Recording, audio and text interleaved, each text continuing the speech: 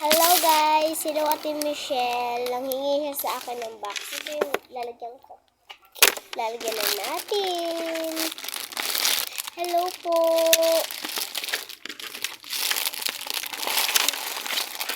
Pasok ko na ang bigat.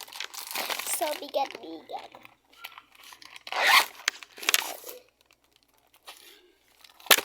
Tapos, batataps.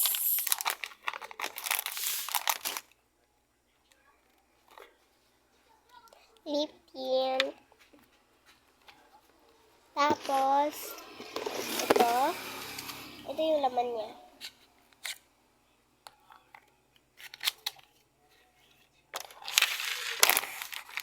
Yan, Ate Michelle. Maraming salamat. I-follow niyo lang ako. Bye-bye.